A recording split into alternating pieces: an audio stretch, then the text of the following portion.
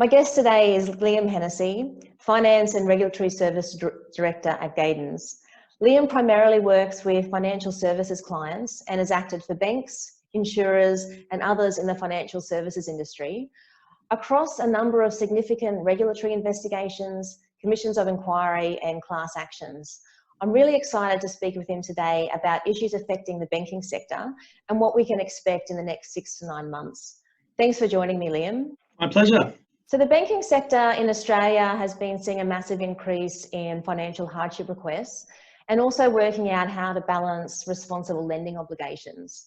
What do you see as being the key issues for the banking sector over the next 6 to 9 months? That's certainly correct. There has been a far greater volume of hardship requests coming through, formal and otherwise.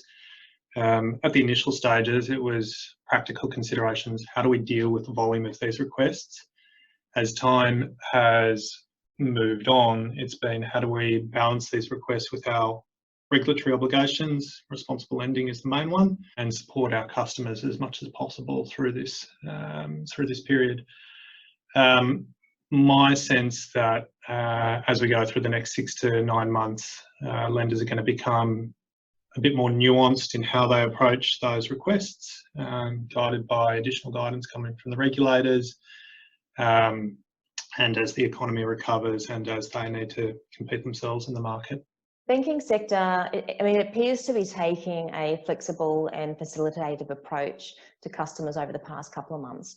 I'm wondering how sustainable this is and what changes might be expected. My assessment of the banks, the member banks and the other lenders is that they've been really fantastic in helping their customers through what is a pretty horrendous period of time, and they've bent over backwards to give either extensions or to capitalise interest or to give other forms of fee relief to customers. I think as time goes on that can't continue forever, but what we'll see is a gradual shift to, okay, based on the guidance we have from the regulators, let's take a more detailed, closer look at some of these requests that we're getting through and whether they all stack up. Let's take another look at some of the enforcement activity, 6, 9 months down the time, and whether we need to think about that. I see that as a phased sort of approach probably towards the end of this year. Because these lenders need to protect their own balance sheet, protect their own ability to compete in the market, and ultimately provide finance to those who are in need of it. The Australian Banking Association has been working with ASIC to extract useful information to provide guidance to their banking members. How are other industry groups managing this, and is the response from regulators sufficient?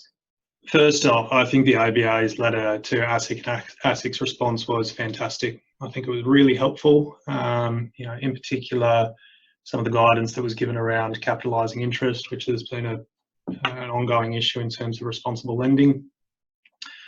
I think against the backdrop of what's happening with the pandemic taking place as that is, against what was always going to be an incredibly tough year from a regulatory perspective, given all of the legislation that was coming through Parliament stemming from the Hayne Royal Commission. I think on one estimate I read it was up to 25% of all legislation coming through Parliament, and combined with the regulators' more hawkish approach to enforcement, that lobbying activity is really important. It's really important for banks, members banks, other lenders to understand what the expectations are being placed on them and to comply with it.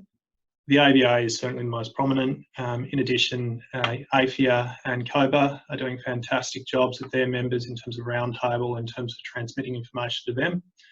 What I have seen though is quite outside the industry groups, a lot of organisations, either individually or as a collective, together with their advisors, law firms, have been engaged in their own lobbying activity. And whether that is a request to Treasury for more information around the timelines, a request to the Australian Border Force for extensions on modern slavery, a request for more information from certain regulators like ASIC and the ABA, or more nuanced requests like no action letters because we've got no one in the print rooms to print hard copy statements out. that's happening a lot, and that's taken up a fair bit of my time in the last 2 months.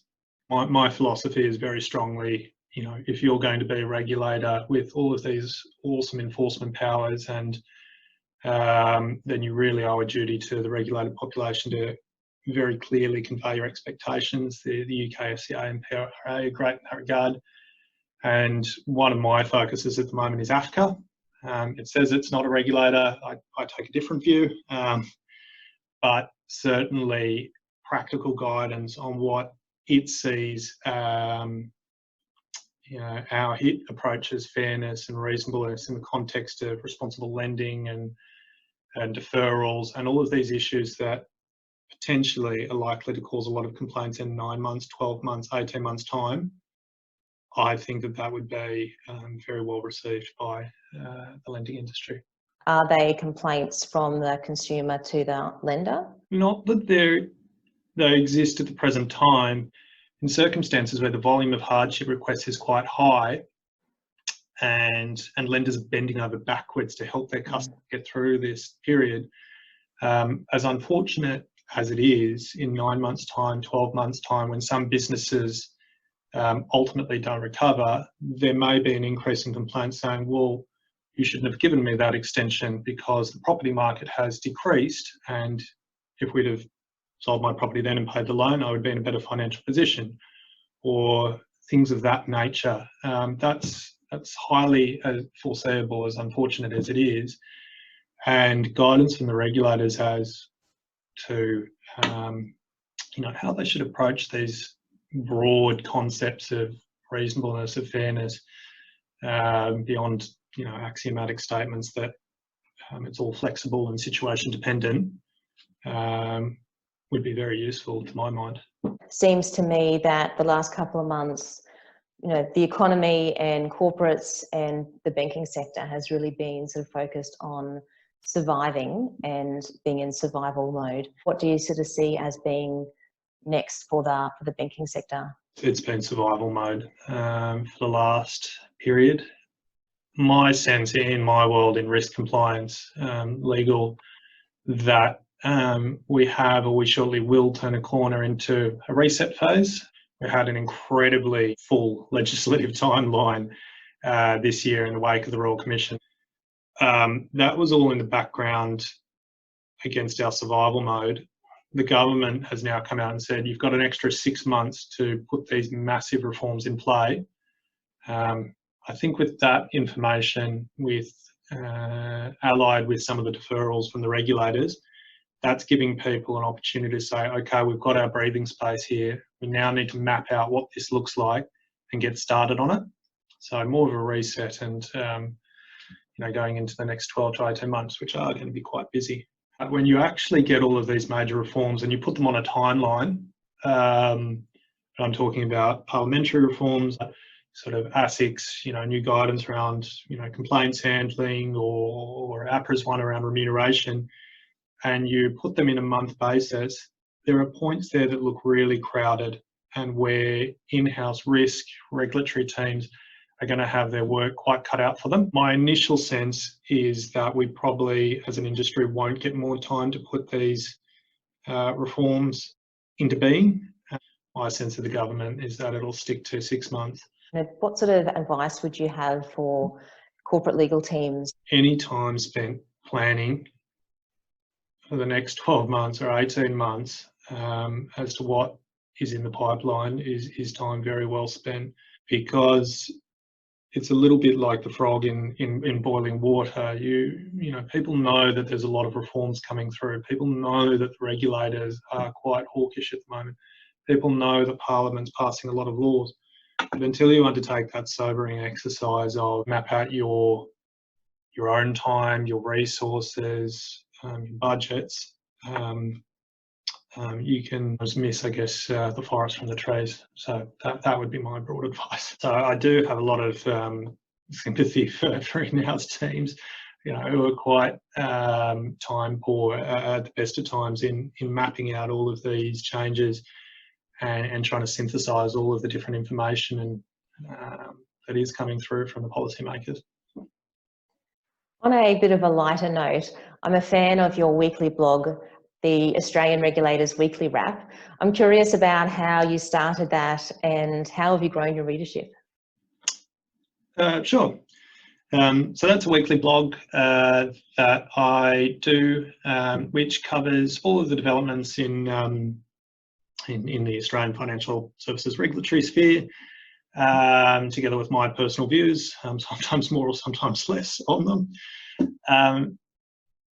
That grew out of a strong sense last year. So I'd finished up the Royal Commission. We'd read the final report and everything that was going to come out and change the industry.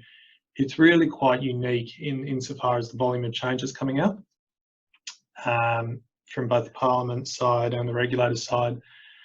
I was spending a lot of time myself keeping up to date with all of the changes, and from speaking to my clients, I thought, wow, you're also in the same boat as me, and you've got even less time because you're in-house and you've got a million different things to attend to. What might be a way of adding value to your day is if I summarise the top 5 things that I think you need to know about every week, in very sort of short, practical terms, and hopefully that will be a value add to your week going forward and helping you to keep on top of things. So that's the concept, and it's just gradually picked up readership as time goes on, which is really gratifying. Well, it was really great speaking with you today, Liam. Really appreciate your time. My pleasure. It was wonderful being here.